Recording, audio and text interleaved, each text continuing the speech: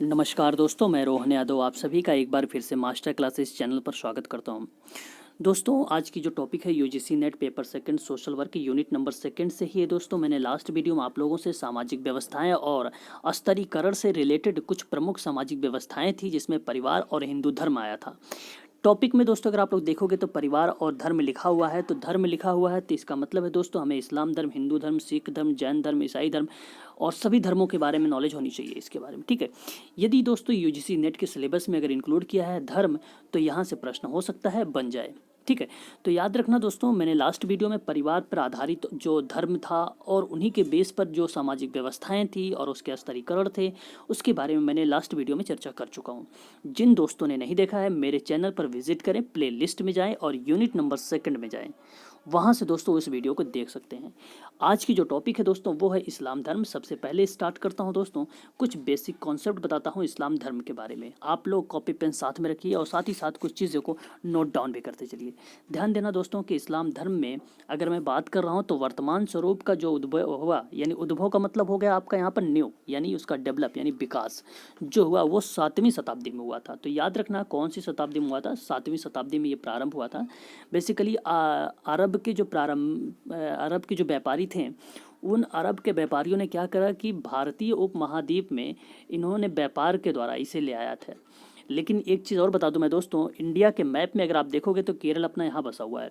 जो केरल बसा हुआ है, इस केरल के यानी भारत के दक्षिण में केरल, यहाँ पर ये दक्षिण है ना दोस्तों, ये नॉर्थ है, ये साउथ। ठीक है, तो इस साउथ की तरफ से अगर मैं देखूँ दोस्तों यहाँ पर, ठीक है, तो साउथ वेस्ट में जो केरल बसा है, उस केरल के उत्तर में दोस्तों एक तट है, मालवा बार तट। तो इस मालवा बार तट पर दोस्तों इस्लाम धर्म को लाया गया था और यहीं से इसका प्रारंभ हो गया था। उसके बाद दोस्तों भारत के हर एक राज्य, जिले, क्षेत्र में ये फैल चुका है। तो ये चीज़ें याद रखना दोस्तों। फिर मैं आप लोगों से एक चीज़ और बता दूं कि दोस्तों जो इस्लामी है, उन मूल्यों और व्यवहारों में भारत में जो सामाजिक परंपरा रही है वो बहुत ही प्रभावित किया है। क्यों? क्योंकि भारत में जो इस्लामीकरण की जो प्रक्रिया है, उसके विचारक सामाजिक परंपरा के ही आधुनिकीकरण का एक महत्वपूर्ण साधन में एक्सेप्ट कर लिया था। अब जो सामाजिक परंपरा थी उसको उन्होंने क्या मान लिया आधुनिकीकरण में कि यह एक साधन है, उसको एक्सेप्ट कर लिया। और जैसे ही जब एक्सेप्ट करते हैं दोस्तों, तो इस्लामी धर्म के परंपराओं के तहत अगर देखा जाए तो 3 प्रमुख स्रोत मिलते हैं। अब 3 प्रमुख स्रोत कौन से हैं पूछा जाता है एग्जाम में, तो आप लोग नोट डाउन कर लीजिए। जैसे पहला है दोस्तों पवित्र कुरान, आप सभी को पता है। ठीक है, नेक्स्ट अगर मैं बात करूं दोस्तों, दूसरा वो है सुन्नाह, यानी पैगंबर मोहम्मद के वचन और व्यवहार से था ये। ठीक है, थर्ड है दोस्तों, तीसरा है फिका। फिका यानी आवश्यक या विवादपूर्ण मुद्दों पर जानकारी की विवेचना से रिलेटेड था। अब दोस्तों इस्लाम के दृष्टिकोण से अगर देखा जाए तो संसार की जो विविध है उन परंपराओं से संबंधित था, ये वास्तविकता से रिलेटेड था, उन सभी चीज़ों का संकल्प करता था। अब इनमें एक बात कही गई कि अस्तित्व में जो अल्लाह की मर्जी है, ठीक है, तो सभी लोगों को इस धर्म में एक समान कहा गया, चाहे वह वंश कोई भी हो या इस्लाम समानता और न्याय पर आधारित रह गया तो। ठीक है, इन चीज़ों के बारे में यहाँ पर दोस्तों मैं थोड़ा सा आप लोगों को कॉन्सेप्ट बताते हुए लेके चल रहा हूँ। अब सीधा समाज कार्य में जिस तरीके से इस्लाम धर्म के मूल्य रहे हैं उसके बारे में चर्चा करेंगे। जैसे कि यहाँ पर लिखा हुआ है कि एक मूल्य आधार सभी व्यवसायों की आवश्यक शर्त है, किंतु समाज कार्य के लिए मूल्य निर्धारक तत्व है। बहुस्तरीय पर समाज कार्य व्यवहार इससे व्यावसायिक अधिकारता और उसका दिशा प्राप्त करता है। तो ये चीज़ें भी आप लोगों से ध्यान में रखना दोस्तों। चलिए देखिए, एक दोस्तों डोमिनियल के अनुसार बताया गया, इन्होंने ये बताया कि इनका विचार था कि एक ही समय में समाज कार्य का मूल्य आधार तो सामाजिक संगठन है, कार्यशीलता में बदलाव और स्थिरता का प्रावधान करता ही है। दोस्तों ये डोमिनियल के विचार अनुसार द्वारा बताया गया इस्लाम धर्म के कुछ समाज कार्य के मूल्यों के बारे में। ठीक है, तो इसकी चीज़ों को ध्यान में रखना आप लोग। अगर नेक्स्ट बात करता हूं दोस्तों मैं यहाँ पर, तो समाज कार्य के जो मिशन थे, यानी कार्यकर्ता ग्राहक संबंध अथवा हस्तक्षेप के तरीकों और गौर करने पर सभी सामाजिक मूल्यों को जुड़े हुए उन पर निर्भर लगते हैं, यानी एक दूसरे पर इंडिपेंडेंट होते हैं। और इस समाज कार्य का जो मूल्य आधार है वो असंख्य है, यानी ऐतिहासिक दृष्टिकोण से अगर देखा जाए तो संस्कृति शक्तियों में या उन शक्तियों से जो समृद्ध ज्ञान को परिणाम मिलता है उसको धार्मिक विचारधाराओं में शामिल किया गया था इस्लाम धर्म को। ठीक है। अब देखिए यहाँ पर कि व्यक्ति का स्वभाव कैसा होता है। तो इस्लाम कहता है कि प्रत्येक व्यक्ति का व्यक्तित्व अनूठा है और इससे योग्यता और गरिमा होती है और इसकी साधारण मानवीय और निजी ज़रूरतें भी होती हैं और व्यक्तिगत व्यवहार जीव भौतिक सामाजिक परिवेश में परस्पर एक क्रिया का परिणाम होता है। ठीक है, तो ये चीज़ें भी आप लोग ध्यान में रखें। अब मैं बात कर रहा हूँ दोस्तों आप लोगों से व्यक्ति का स्वभाव। तो यहाँ एक क्वेश्चंस बनता है कि इस्लाम धर्म में समाज कार्य के किस तरीके से घटकों में शामिल किया गया है। घटक पूछ सकता है, फैक्ट पूछता है, एलिमेंट पूछ सकता है। तो आप लोग दोस्तों याद रखना, आप लोग नोट डाउन कर लीजिए कि इस्लाम धर्म के समाज कार्य में घटक कितने हैं। तो 3 होते हैं। पहला होता है व्यक्ति का स्वभाव होता है दोस्तों, दूसरा होता है अंतर्वैयक्तिक और सामूहिक संबंध होता है। ठीक है, तीसरा वही होता है दोस्तों सामुदायिक जीवन। तो इन 3 घटक के रूप में देखा गया था। हालांकि आप लोगों को पता है कि इस्लाम धर्म में, मैं व्यक्ति के स्वभाव के बारे में बात कर रहा हूँ, इस्लाम धर्म के अनुसार हर व्यक्ति अपने व्यक्तित्व में दूसरे से अलग होता है और इसकी अपनी योग्यता होती है और क्षमता भी होती है और इसमें अपनी मानवीय और निजी ज़रूरतें भी होती है।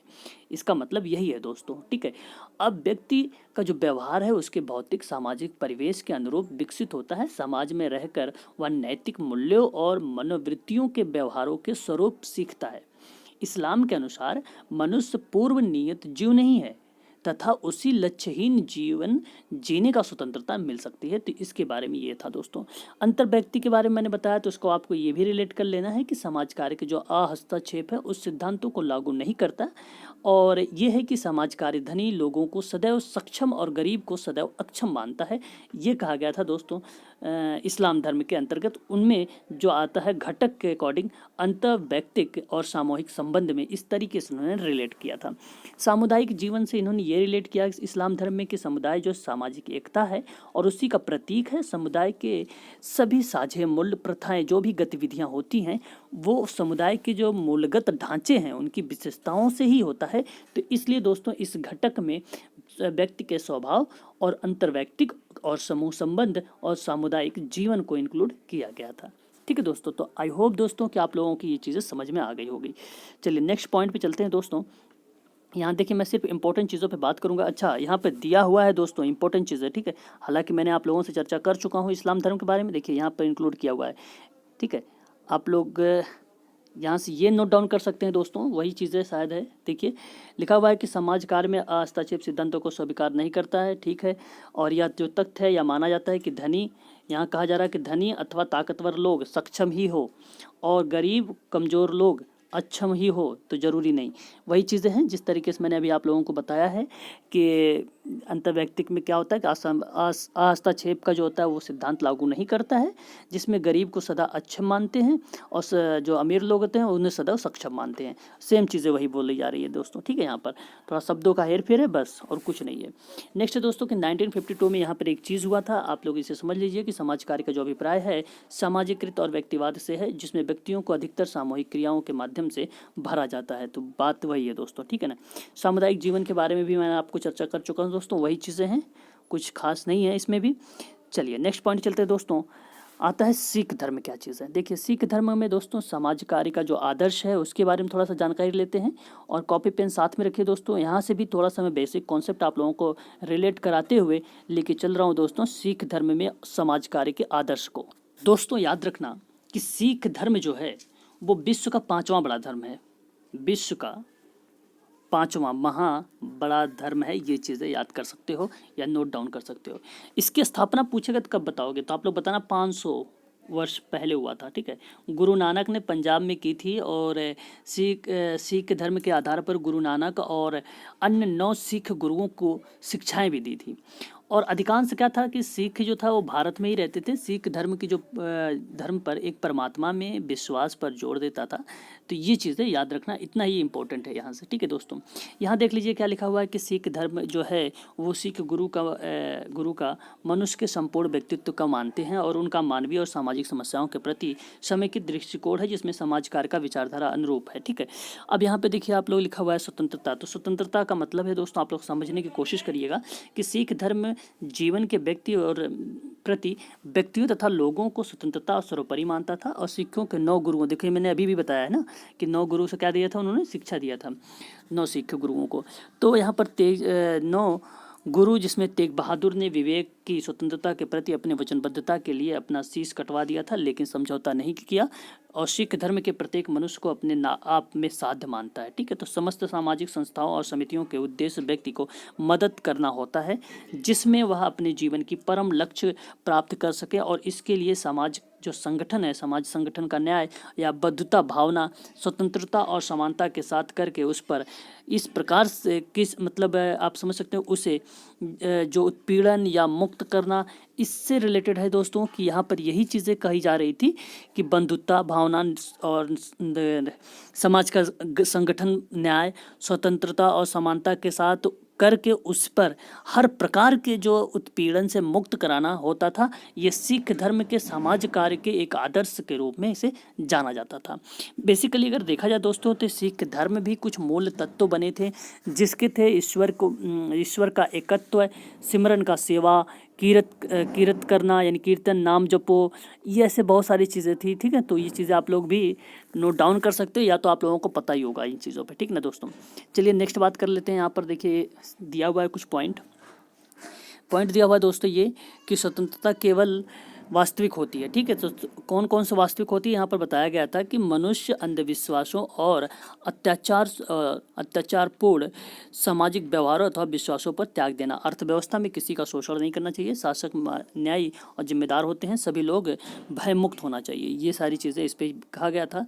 न्याय के बारे में यहाँ पर बताया गया है थोड़ा सा। सिख धर्म न्याय के लिए जीने मरने और गलत काम करने के लिए दंड देने की बात कहता है। ठीक है दोस्तों, ये चीज़ें याद रखना।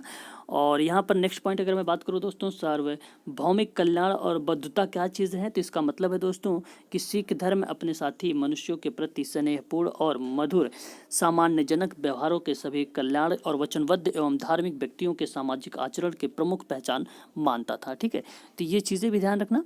और नेक्स्ट यहाँ पर देखिए सेवा लिखा हुआ है, स्वैच्छिक सेवा है, सारी चीज़ें है ना, इन चीज़ों को ध्यान देना। फिर देखिए यहाँ पे लिखा हुआ है एक क्वेश्चंस बन सकता है, तो आप लोग ध्यान देना क्या चीज़ें हो सकती हैं। यहाँ पर कह रहा है कि सिख धर्म के मूल तत्व हैं, तो मूल तत्व कौन कौन से हैं, जैसे दोस्तों यहाँ पर लिखा हुआ है देखिए एक क्वेश्चन। देखिए मैं एक चीज़ बता दूँ कि जो मुख्य मान्यताएं हैं वो है कि सिख धर्म एक निहित स्वरूप के अनुसार ही जीना होता है, क्योंकि इसका जो मुख्य गुण है दोस्तों वो है सादगी। अब दोस्तों सिख धर्म के में जैसे शैतानों या देवदूतों और एक स्वर्गीय आत्माओं का विश्वास नहीं करता ये सिख धर्म, ये चीज़ें ध्यान रखना। अब बात ये है कि सिख धर्म के कुल टोटल 5 शब्दों पर महत्व दिया गया था। ठीक है, ये भी चीज़ ध्यान रखना। मैं 5 शब्दों के बारे में बताऊंगा अभी आप लोगों से, जैसे इनमें क्या सिख धर्म में 5 शब्द क्या क्या हो सकते हैं। अच्छा बता देता हूँ, नोट डाउन करना कर लीजिए। जैसे देखिए बिना कटे केस, यानी ईश्वर का जो उपहार होता है दोस्तों वो आध्यात्मिक का एक प्रतीक माना जाता है सिख धर्म में।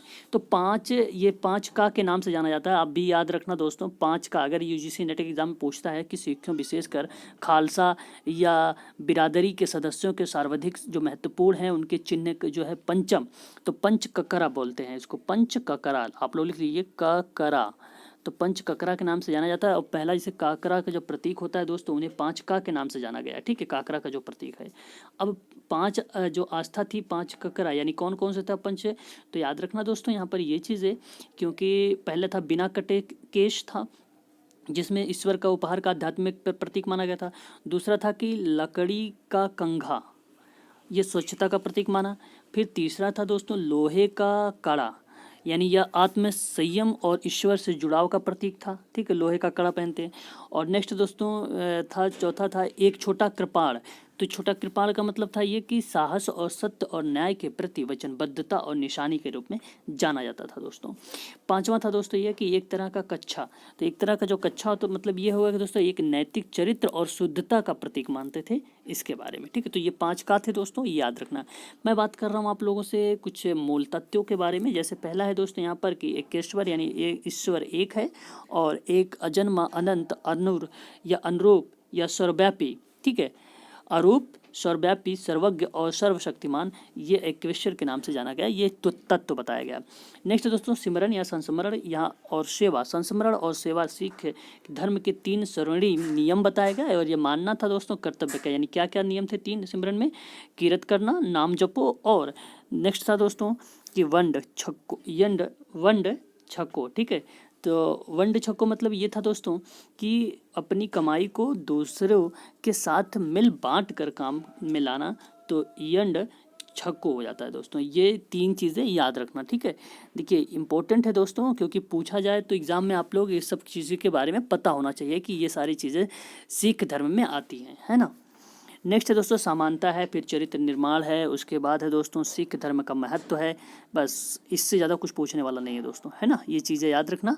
और सिख धर्मों में जो आध्यात्मिक महत्व है दोस्तों, प्रेम है सिख धर्म में, है ना, विनम्रता है, करुणा है और संतोष है सत्य है, आस्था है, ये सभी दोस्तों उसके क्या है, आध्यात्मिक महत्व है ना। तो ये चीज़ों का भी आप लोग ध्यान देना हमेशा दोस्तों। यूजीसी नेट के जब भी प्रश्न बनेंगे तो अप्लाइड बनेंगे तो आपको पॉजिटिव वे में सोचना है, क्वेश्चन के आधार पर। क्वेश्चन कहेगा नहीं है तो उसके आधार पे समझना है पॉजिटिव वे में कह रहा है क्वेश्चन कि निगेटिव वे में कह रहा है, तो उसी के बेस पे आपको समझना है दोस्तों। उसके बाद क्वेश्चन का सही जवाब देना है। यानी सिख धर्म में जो मैंने अभी भी बात किया सिख धर्मों के बारे में, तो सिख धर्म में जो भी अत्यधिक महत्वपूर्ण अगर माना जाता है तो वो प्रेम, विनम्रता, करुणा, संतोष, सत्य, आस्था को ही माना जाता है ना। इन चीज़ों को याद रखना दोस्तों, क्योंकि धर्म का अर्थ ही सिख धर्म में ये बताया गया कि शिष्य का धर्म, और शिष्य को गुरु के वचन का पालन करना होता है। और सिख गुरु जो ग्रंथ साहिब के विश्वास करते हैं, जो जीवित गुरु हैं और सिखों का पवित्र ग्रंथ है, इसके बारे में यहाँ पर चर्चा की गई थी दोस्तों। चलिए नेक्स्ट बात करते हैं दोस्तों जैन धर्म के बारे में। दोस्तों ध्यान रखना, जैन धर्म जो है एक प्राचीन धर्म है का दर्शन के रूप में जाना जाता है। और ये इसका जो प्रारंभ हुआ ये दोस्तों हुआ था शताब्दी के में दक्षिण एशिया के, यानी ईस्वी प्रारंभ जो हुआ ईस्वी पूर्व के जो शताब्दी के दक्षिण एशिया में माना गया। और वर्तमान में इस जैन धर्म जो है दोस्तों भारत में एक अल्पसंख्यक धर्म के रूप में माना जाता है, ठीक है। अमेरिका, पश्चिमी यूरोप, अफ्रीका आदि जैन धर्मों का समुदाय संख्या जो है बढ़ रही है, ठीक है। जैन धर्म में लगभग दोस्तों 2000 से अधिक जो वर्षों तक भारत में अन्य धर्मों को नैतिक और राजनैतिक आर्थिक क्षेत्रों में जो प्रभावित होता है वो जैन धर्म के अंतर्गत आता है। जैसे में दोस्तों यहाँ पर ये चीज़ें थी कि नैतिक और राजनीतिक आर्थिक क्षेत्रों से प्रभावित था, जिसमें संन्यास का जो परंपरा थी वो जीवित रहने के लिए या रखने के लिए जैनियों का एक महत्वपूर्ण योगदान माना गया, जिसमें जैन धर्म के समस्त जीवों को आध्यात्मिक स्वतंत्रता और समानता पर बल दिया गया था। तो ये चीज़ें ध्यान रखना दोस्तों। चलिए शुरू करते हैं। जैसे जैन धर्म मानवतावादी और आध्यात्मिकवादी दृष्टिकोण से रखा गया है। जैन धर्म का जो दृष्टिकोण है वो लोक उपहारवादी भी है, और क्योंकि इसमें 5 इंद्रियों का स्वीकार किया गया। जैन धर्म जैसे तत्ववाद के नैतिक सिद्धांत के अनुसार बंधन मुक्त, पाप पुण्य, स्वर्ग, तर्क और सुख दुख आदि जैसे अवधारणाओं को नित्यता और अस्तित्व की एक प्रकृति यानी समझने की जो महत्वहीन है उसको समझी गया। और उसके बाद दोस्तों समझने के बाद इनको क्या बताया गया कि जैन धर्म के जो मूल सिद्धांत हो गए वो अहिंसा और कड़े यानी अनुशासन से ही अहिंसा सिद्धांत से जो व्यवहार में जो परिवर्तन हुआ या जो बदल जाती है, जो चेंजिंग आती है, वो आती है जैन धर्म के मूल आदर्शों को एक बेस बनाकर किया जाता है दोस्तों। ये चीज़ें ध्यान रखना। अहिंसा का जो सिद्धांत था दोस्तों वो अनेक शासनों का जो स्वीकार करते हुए वर्तमान में महात्मा गांधी ने और नेल्सन मंडेला ने अपने अपने देश को आज़ादी के लिए अहिंसा को बढ़ावा दिया गया। तो जैन धर्म में सभी जो जीवनों हैं उन सभी पर दोस्तों आपको क्या करना है कि दया करुणा संदेश को देता है। ये आपको बात की जा रही है दोस्तों जैन धर्म में, ठीक है। अब जैन धर्म में दोस्तों क्या था कि एक आप लोगों ने नाम सुना होगा वर्धमान महावीर दोस्तों ये भिक्षुक मुनि थे, ठीक है, जिनमें साध्वी और श्रावक और श्राविका यानी साधारण अनुयायी जैन धर्म के 4 प्रमुख अंग बताए गए। अब जैन धर्म की जो स्थापना थी दोस्तों वो 24वें और अंतिम तीर्थंकर पूछा गया है। ये very very most important fact आप लोग नोट डाउन कर लीजिए। पूछा जाता है दोस्तों जैन धर्म के स्थापना में जो 24वें और अंतिम तीर्थंकर थे वो कौन थे। तो 4 ऑप्शन आते हैं। तो महावीर थे, वर्धमान महावीर थे, ठीक है, उन्हीं का नाम है दोस्तों। विख्यात वर्धमान महावीर ने 599 यानी 599 से लेकर 527 ईसा पूर्व के लगभग में ये चीज़ें इन्होंने चर्चा की थी, ठीक है। तो इसके बारे में बताया था। भगवान ऋषभ द्वारा ही सबसे पहले ये सत्य का जो साक्षात्कार किया गया था, तो अंत में इन्होंने सिद्ध कर दिया था कि भगवान, जैसे 877 और 77 में, मतलब इन्होंने बता दिया था कि भगवान वर्धमान महावीर को ही प्राप्त कर सकते हैं ना, प्राप्त की थी। तो इसके बारे में इन्होंने जो उपदेश दिए, जो महावीर स्वामी ने उपदेशों में कहा गया कि आत्मा की शुद्धि और सर्वज्ञता हुई प्राप्त होती है ना, ये चीज़ें ध्यान रखना। नेक्स्ट बात करते हैं दोस्तों यहाँ पर, तो अगली पॉइंट आती है यहाँ पर, भारतीय समाज में जैन धर्म को अहिंसा के सिद्धांतों को प्रारंभ में प्रभावित करता है और अशोक सम्राट ने सुधारों और अहिंसा के बारे में बल दिया था। वर्तमान में भारत, अफ्रीका और म्यांमार में जैसे आज़ादी अहिंसा की नीति को अपनाया गया, जैन धर्म ही प्रभाव हुआ, ठीक है, इस पर प्रभाव पड़ा। नेक्स्ट अगर मैं बात करता हूँ दोस्तों यहाँ जैन धर्म से ही, तो जैन धर्म में, अच्छा एक मिनट, ठीक है, बाकी इससे कुछ रिलेटेड नहीं है दोस्तों, इतना ही इंपॉर्टेंट है आप लोगों के लिए, ठीक है। चलिए नेक्स्ट पॉइंट बात करता हूँ दोस्तों जैन धर्म के बाद बौद्ध धर्म के बारे में। दोस्तों बौद्ध धर्म भी भारत का एक प्राचीन धर्म था, जिसमें मानव जाति के कल्याण के लिए किए जाने वाले कार्य जो थे वो समाज कल्याण की श्रेणी में आते थे, जिसे दान, शिक्षण, प्रशिक्षण और साधारण व्यक्तिगत कार्यों से लेकर समुदाय के कल्याण हेतु जो भी विभिन्न प्रकार के संगठित सेवाएं की गई थी उनको शामिल किया गया था इसमें। दोस्तों बौद्ध धर्म में ही कुछ ज्ञान के सूत्र बताए गए। पूछा जाता है कितने सूत्र बताए गए हैं, तो दोस्तों 8 सूत्र बताए गए हैं, ये चीज़ें याद रखना, ठीक है। और दोस्तों उसी में ही 5 ऐसे नियम थे जिसके मदद से ही बेहतर जीवन जीने के लिए बनाया जा सकता था। तो वो 5 क्या चीज़ें थी जिसको बेहतर जीवन जिया जा सकता है, जैसे अहिंसा अपनाना, ठीक है, जो नहीं है उसकी इच्छा ना करना, अनैतिक यौन व्यवहार से दूर रहना, सदा सच बोलना, मानसिक हरास करने वाले मादक पदार्थों का हाथ न लगाना या उससे दूर रहना। व्यभिचारी संबंधी तीसरा सूत्र जिसमें कठोर अपनाया गया था या कठोर बनाया गया था और उसे ब्रह्मचर्य का सूत्र बन गया था। तो बेसिकली 8 सूत्रों में 3 शेष सूत्र थे।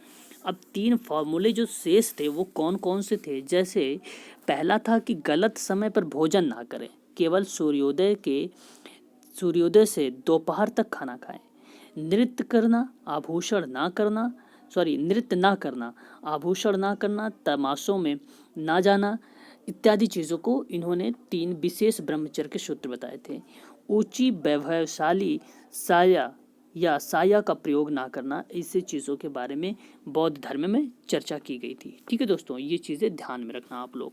चलिए शुरू करते हैं। मैंने आप लोगों से यहाँ पर 8 सूत्र यहाँ तो बता दिया हूँ, ठीक है ना दोस्तों, ये चीज़ें आप लोगों को याद होनी चाहिए, है ना।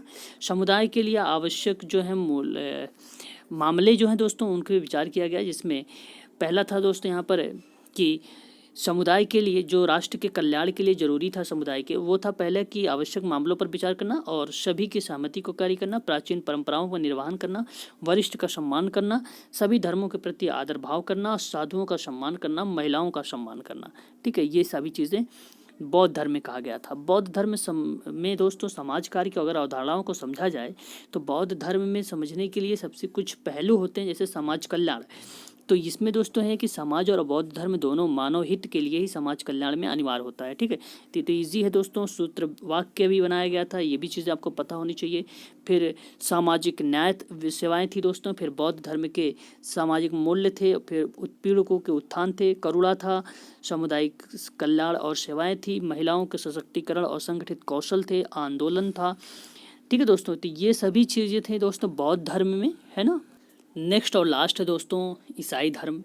और ईसाई धर्म में भारत के ईसाई धर्म में यानी 52 ईस्वी में दोस्तों आसपास में ईसा के निकटतम शिष्य संत थॉमस और संत बौस्तुमल्य लेकर आए थे। ये संत थॉमस ने ईसा के सुसमाचार यानी आप कह सकते हो दोस्तों, यहाँ ये बताया गया, इसका प्रचार किया गया, और जिसमें दक्षिण भागों में विशेष केरल में ही बहुस्थल्य मैंने क्या बताया कि इन्होंने बताया कि भारत के पश्चिमी भागों में विशेषकर मुंबई के निकट ठाणे यानी और उसमें कल्याण के आसपास के बारे में चर्चा किया था। अब देखो दोस्तों ये है कि ईसाई धर्म का जो मूल था वो जीसस क्राइस्ट की शिक्षाएं थी। जीसस क्राइस्ट की जो शिक्षा थी वो थी ईसाई धर्म के, यानी 2000 वर्ष पुराना है ईसाई धर्म में जो 3 पंथ है, और इसमें विश्वास, जीवन पद्धति यानी उसका जो जनसमूह है उनको अपने ढंग से समझने के लिए इसके बारे में बात कही गई थी। ठीक है, तो याद रखना दोस्तों, क्योंकि ये अनुयायी जो था यानी दक्षिण भारत में उस समय प्रसार के माध्यम से किया गया था। 15वीं सदी में प्रारंभ हुआ था। पुर्तगालियों द्वारा ही भारत में जो ईसाई धर्म आया था वो नई पहल के रूप में आया था। ठीक है, तो ये चीज़ें आपको ध्यान में रखना है दोस्तों। जीसस क्राइस्ट को दोस्तों बोला जाता भी है, आप लोग समझ सकते हैं, जैसे यीशु ख्रिस्ट बोला जाता है, यीशु ख्रिस्ट बोला जाता है, जिसे ईसाई धर्म रोमन सम्राट का आप समझिए तिबेरियन के शासन काल में एक फिलिस्तीन देश है। ठीक है, फिलिस्तीन देश में ही यीशु ख्रिस्ट यानी जीसस क्राइस्ट की जो शिक्षाओं पर एक मूर्त रूप दिया गया था। तो इसी क्योंकि धार्मिक विश्वासों और व्यवहारों पर ही एक निश्चित व्यवस्था के बारे में चर्चा होती थी। ठीक ना। देखिए 1948 में दोस्तों वास्को डी गामा नेतृत्व में पुर्तगाली के रूप में आगमन हुआ था। इनका भारत में जो है ईसाई धर्म का नया अध्याय शुरू हुआ था और कैथोलिक चर्च का प्रसार जो शासन की सहायता से हुआ था और पुर्तगाली सम्राट के गिरजाघरों यानी चर्च की स्थापना हुई थी। ठीक है, तो ये चीज़ें आप लोग ध्यान में रखना दोस्तों। यहाँ देखिए कुछ यहाँ पे दिया धर्मावलंबी लक्ष्य के बारे में। तो पहला चरण था, हालांकि आप लोग नोट डाउन कर लीजिए, हो सकता है अगर पूछा जाए तो आप लोग बता देना कि धर्मावलंबी लक्ष्य जो था दोस्तों, वो पहला जो चरण था उसका तमिलनाडु में था, 1707 में था। ठीक है, पहला चरण 1707 में था, तमिलनाडु में था और यह मुख्यतः दक्षिण भारत के एक सीमित क्षेत्र में था। ठीक है ना, तो ये चीज़ें आप लोग यहाँ से याद रखना। ईसाई जनसंख्या से संबंधित अगर क्वेश्चंस आते हैं तो दोस्तों आप लोग ये ध्यान रखना कि भारत में जो है केरल, गोवा, नागालैंड, मिजोरम, मेघालय, मणिपुर जैसे देशों में, ठीक है, जैसे देश नहीं होगा दोस्तों, जैसे राज्य है ना, ये तो जैसे राज्य देश के राज्यों में, अच्छा सॉरी यहाँ पे देश होगा। ठीक है, देश के राज्यों के ईसाइयों के उल्लेखनीय उपस्थिति है। ठीक है, तो उत्तर पूर्व के असम, अरुणाचल प्रदेश और नागालैंड, मेघालय, मिजोरम और मणिपुर राज्यों में कुल मिलाकर 13% जो है ईसाई ही हैं। ठीक है, तो इस तरीके से पूछेगा। और 2001 की जनगणना के अनुसार अगर देखा जाए तो भारत की जो कुल आबादी थी तो 2.13% था दोस्तों। ये चीज़ें याद रखना आप लोग। ठीक है ना, और बस दोस्तों इतना ही काफ़ी है आप लोगों के लिए यहाँ पर ईसाई धर्म से संबंधित, और इससे बाहर से क्वेश्चंस नहीं आएंगे। ठीक है, ये भी चीज़ें याद रखना, क्योंकि बाइबिल वगैरह के बारे में अगर पूछता है तो आप लोग इसी का ईसाई धर्म का ही एक पार्ट है बाइबिल, और बाइबिल जिसमें ईसाई पुराना नियम कहते हैं। ठीक है, उसको, और नया नियम यीशु क्राइस्ट के नाम से जाना जाता है।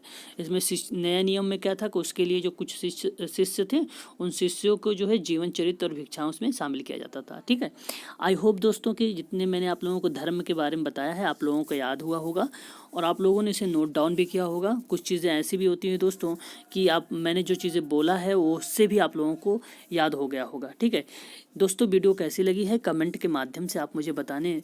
ठीक है दोस्तों, मिलता हूँ नेक्स्ट वीडियो में, तब तक के लिए जय हिंद, जय भारत।